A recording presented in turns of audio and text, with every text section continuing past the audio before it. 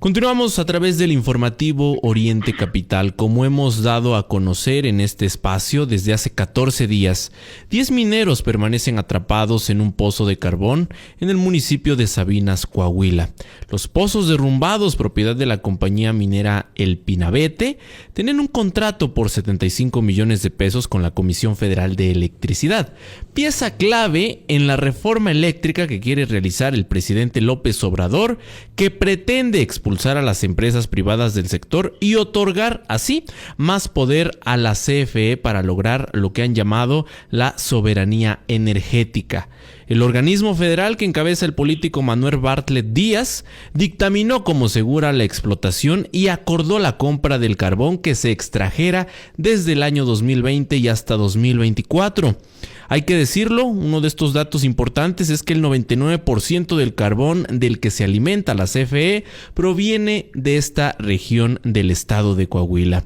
Esta tragedia nos recuerda a lo ocurrido en el año 2006 con la mina Pasta de Conchos, también del estado de Coahuila, ocasión en la que una explosión dejó 65 mineros muertos. Recordemos que 63 cuerpos nunca se recuperaron y continúan hasta ahora bajo los escombros de lo que pues en su momento fueron galerías. Hoy los 10 mineros de Sabinas permanecen atrapados en el pozo de carbón a 60 metros bajo tierra, no tienen agua potable, no tienen comida, no hay luz, sus familiares no saben si están vivos o muertos y las pocas esperanzas que quedaban se consumen poco a poco.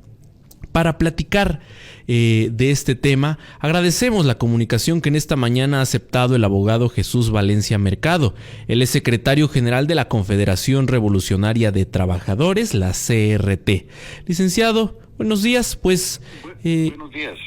Pues muchos analistas hablan de negligencia por parte del gobierno federal, de la falta de regulación, de omisiones.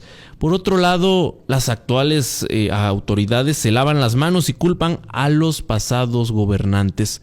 ¿Usted cómo ve la actual tragedia minera que pues hace sufrir a familias mexicanas? Pues creo que es resultado de que esos viejos males que han existido en la industria minera se siguen presentando durante el gobierno actual de la misma o peor forma, porque sigue habiendo negligencia del gobierno federal para que se realicen las inspecciones necesarias en los diferentes centros de trabajo en donde laboran pues personas necesitadas. Y no, por ejemplo, en el caso de esta tragedia última que se presenta ahí en Sabinas, resulta que no hay registro de las inspecciones que haya realizado la Secretaría de Trabajo. Entonces eso es negligencia. Hay falta de regulación también y de vigilancia porque ni siquiera se tienen datos precisos acerca de los propietarios, acerca de los concesionarios y sobre todo que haya las condiciones mínimas de seguridad e higiene. Entonces no hay ninguna diferencia de este gobierno en materia de seguridad e higiene de los centros de trabajo en relación a los gobiernos anteriores, y al contrario se ha agravado porque como la Comisión Federal de Electricidad está privilegiando el consumo de carbón para mantener vigentes sus instalaciones, sus empresas, las empresas que dependen para la generación de energía, entonces resulta que solicitan el carbón y tampoco la Comisión Federal de Electricidad condiciona a los propietarios de las minas y de los pozos irregulares que hay, no los condiciona a que tengan condiciones mínimas de seguridad, y por esa razón, bueno, pues se dan vuelo ahora sí que los propietarios ante la total falta de regulación, ante la total el total olvido del gobierno para realizar las inspecciones, pues ellos se dan vuelo simplemente ahorrándose dinero y vendiendo el carbón sin ningún condicionamiento a la Comisión Federal de Electricidad. Con la llegada de la 4T, estamos pues prácticamente a 4 años de ese suceso. ¿Qué ha cambiado en torno al trabajo irregular en las minas? Yo creo que absolutamente nada. O sea, más bien pienso que se han agravado las condiciones. O sea, no han cambiado en función de que siguen culpando a los gobiernos anteriores, de que siguen diciendo que pues sí se está atendiendo por el gobierno la problemática, siguen mintiendo, señalando que hay regulación. En los hechos esto no viene sucediendo y más bien decía yo que se ha agravado la situación. Dice el portal Infobae, por ejemplo, que en el caso de la mina que está de la empresa El Pinabete, que es donde sucedió el accidente, que hay una serie de irregularidades. O sea, aparece como el que registra a los trabajadores un tal Cristian Solís, al que está imputando la Fiscalía General de la República. Y resulta que la empresa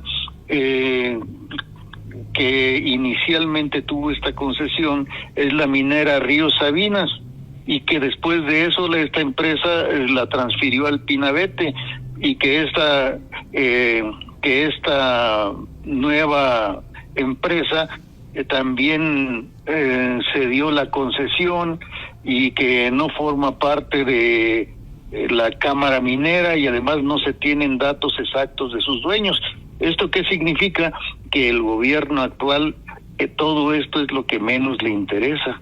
A final de cuentas, al gobierno actual, para ahorrarse dinero y destinarlo a las obras emblemáticas del actual gobierno, todo lo que está destinado para inspección, vigilancia y demás se ha reducido a la Secretaría de Trabajo y Previsión Social, de tal manera que prácticamente no hay inspecciones, no hay vigilancia, y en ese sentido, bueno, pues los dueños de las minas hacen su agosto porque se ahorran todo el dinero que debieran de invertir para la seguridad y la higiene en el trabajo, para que haya, digamos, una seguridad completa para los trabajadores. Todo eso se lo ahorran y los ponen a trabajar en condiciones totalmente infrahumanas, y definitivamente esta situación, por esos ahorros y ahora con la pobreza franciscana, todavía se siguen agravando este tipo de situaciones porque el gobierno es a lo que menos le pone interés y en lo que menos invierte. Claro. En este 2022 se repite la tragedia del 2006 que sufrieron 65 mineros en la mina Pasta de Conchos y otras que han ocurrido relacionadas al trabajo minero. Pero la pregunta es, ¿por qué las minas siguen funcionando de una manera tan arcaica cuando ya existe tecnología para desarrollar las labores mineras y cuando el gobierno tiene instrumentos legales para inspeccionar estos centros laborales? Los dueños de las minas y el propio gobierno federal no deberían dar garantías de seguridad laboral a sus trabajadores, y el gobierno no debería estar supervisando que se cumplan. ¿Cuál es su punto de vista en torno a esto? Es absolutamente necesario que haya esa vigilancia y que haya esa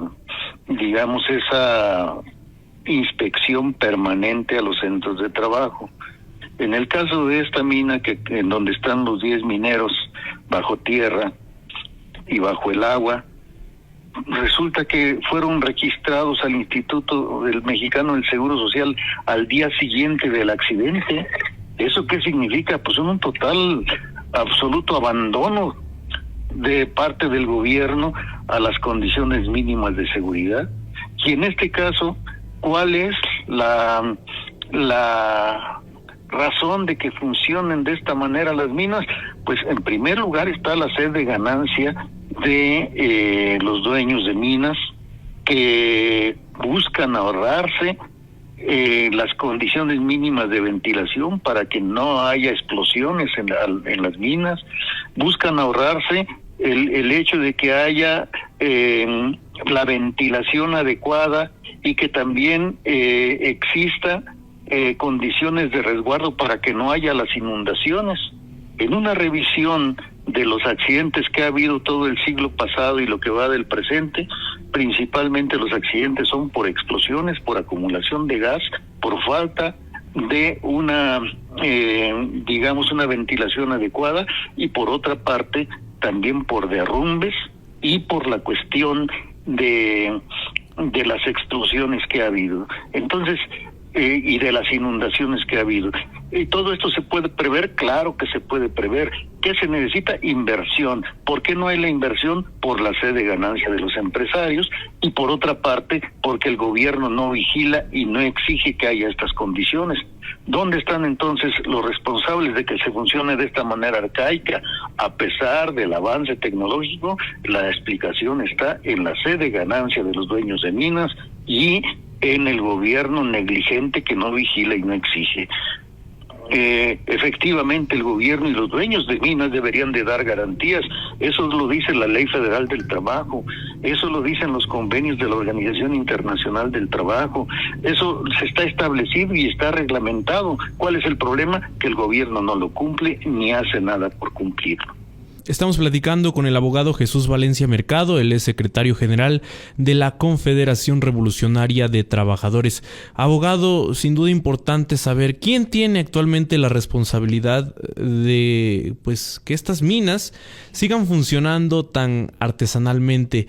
¿Quién otorga las concesiones para extraer el carbón bajo este método? Y la pregunta obligada, ¿quién vigila las condiciones de este trabajo? En este caso, la Secretaría de Economía, a través de la Subsecretaría de Minería y de la Dirección General de Minas, son quienes otorgan las concesiones. Y la cuestión aquí es que para poder otorgar estas concesiones hay una serie de requisitos que tienen que cumplir aquellos interesados en realizar la explotación minera. ¿Y quién debe de vigilar que esto se cumpla? La Secretaría de Economía. Y después, una vez que empiezan a funcionar estos centros de trabajo, estos centros de explotación de los minerales o de lo que corresponda a estas minas, pues quien tiene que estar al pendiente es la Secretaría de Trabajo y Previsión Social. Para eso tiene que tener no solamente los inspectores capacitados, sino la cantidad suficiente de estos inspectores para revisar en todo el país el buen funcionamiento pues de esta industria, que pues por un lado es de las industrias más lucrativas y por otro lado también es de las industrias más peligrosas si no se adoptan las medidas correspondientes de seguridad. Entonces, allí tenemos la responsabilidad. Ahí tenemos dentro de la Secretaría de Trabajo que hay una dirección de inspección y vigilancia que es la que tiene que estar revisando continuamente estos lugares. Y no solamente los concesionados, sino que no se estén presentando explotaciones mineras irregulares. Es decir, que no haya lugares. Si ya sucedió en Pasta de Conchas en 2006, si ocurrió durante todo el transcurso del siglo pasado una serie de accidentes en esta zona minera, en esta zona carbonífera, bueno, lo que menos habría que esperar del gobierno, de la Secretaría de Trabajo, es que haya esas inspecciones continuas. ¿No se enteran acaso que cuando hay un pozo artesanal como lo hacen, no se enteran acaso cuando hay nuevas explotaciones mineras? Lo saben. Si los trabajadores lo saben y van y acuden a esos trabajos, ¿cómo es posible que la autoridad, que debe tener inspectores suficientes, no lo haga? ¿Cuál es el problema entonces de fondo?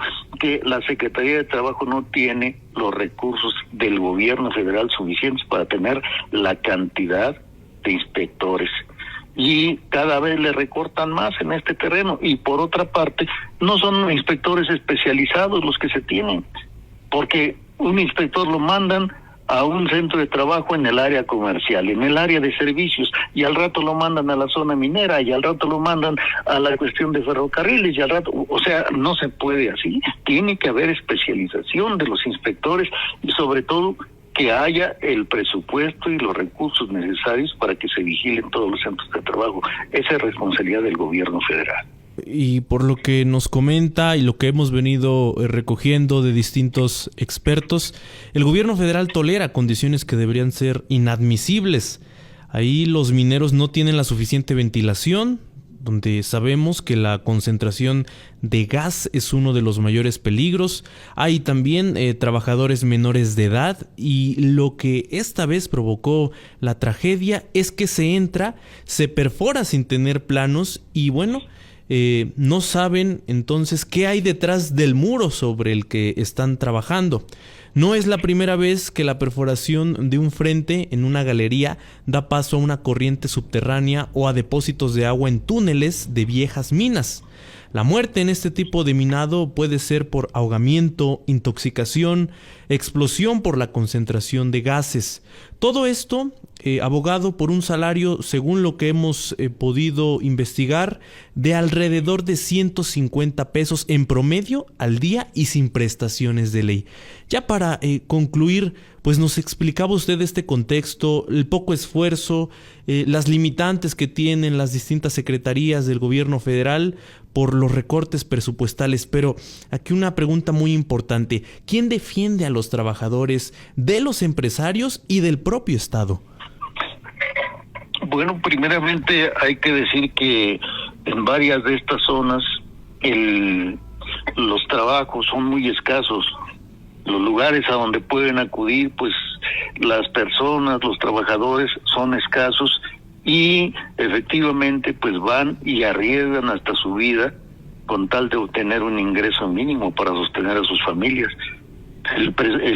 Puede variar tal vez el promedio de lo que obtienen de 150 a 180 pesos al día, y es una miseria porque esta cantidad no alcanza para vivir, pero pues aunque sea para medio comer necesitan un ingreso porque no tienen otra manera de mantenerse. De esto se valen algunas de estas empresas pues para explotarlos miserablemente, sin condiciones mínimas de seguridad y sin importarles la vida de estos trabajadores. Entonces ese es un grave problema. Ahora la situación es de que quien tendría que vigilar esta situación pues son los que deberían de defender a estos trabajadores del gobierno y de los malos empresarios, de aquellos que quieren obtener el máximo de ganancia con el mínimo de esfuerzo. Debieran de ser pues las organizaciones de los trabajadores, los sindicatos, esos debieran de ser. Lamentablemente en varias de estas minas, en varios de estos lugares, pues hay sindicatos que han sido creados por los mismos empresarios para tratar de tener el control de este mecanismo de defensa de los trabajadores, y también esto lo ha permitido el gobierno. Esto lo ha permitido con la mayor tranquilidad. Saben que son algunos sindicatos proclives a las empresas más que a los trabajadores, y aún así autorizan este tipo de sindicatos. Por otro lado, cuando los trabajadores se quieren organizar y se quieren unir a un sindicato que sí los represente y sí los defienda, a lo que se enfrentan es al despido injustificado, al despido fulminante por parte de los dueños de las minas. Y esto también lo permite el gobierno, y no ha habido ningún cambio en la legislación para proteger de mejor manera a los trabajadores pues de este despido injustificado, porque basta con que el patrón lo quiera y van para afuera, y no hay ninguna protección que los pueda amparar a los trabajadores. Entonces aquí es donde debería de verse la acción del gobierno, que haya medidas contra el despido. Hay varias maneras de que pues se pudiera proteger a los trabajadores. Una de esas maneras es que al trabajador pueda salir de su trabajo hasta el momento en que se demuestre que cometió una ilegalidad, que cometió alguna de las causales que establece el artículo 47 de la Ley Federal del Trabajo. Sin embargo, se le corre en lo inmediato. ¿Qué es lo que hizo la legislación? Reducir los salarios caídos de los trabajadores despedidos a 1 año. Eso lo hizo de tal manera que ahora, aunque un juicio de despido justificado dure 4 o 5 u 8 años, el trabajador nada más va a recibir 1 año de pago de salarios caídos cuando gane la demanda. ¿Qué otra cosa también se ha hecho al respecto? Que la prima de antigüedad le pusieron un tope a 2 salarios mínimos, aun cuando el trabajador pudiera ganar más, y por sus años de antigüedad y de servicio, resulta que también le ponen un tope, y este gobierno no ha hecho absolutamente nada en este sentido, ni para limitar los despidos injustificados, ni para que haya mejores condiciones para los trabajadores al momento de ser despedidos. No hay pues protección en este sentido. En este sentido el gobierno tiene una obligación y tiene una responsabilidad, sobre todo de buscar que se impida el despido de los trabajadores cuando quieren organizarse y quieren sindicalizarse. ¿De qué otra manera se van a defender los trabajadores si no es con su organización? Los trabajadores solamente pueden defenderse con una organización sindical bien estructurada y leal a los intereses y a los derechos de los trabajadores, no un sindicato que sea leal a los intereses de las empresas, porque ya vemos que las empresas pues no están para proteger ni la economía, ni la salud, ni la vida de los trabajadores. Claro, abogado. Pues agradecerle, por supuesto, que nos haya tomado la comunicación en esta mañana, y lo invitaremos en próximas ocasiones para platicar de estos temas que tienen que ver con los trabajadores en nuestro país. Muchas gracias por sus atenciones y continuamos a través del informativo. Gracias a usted, Mario.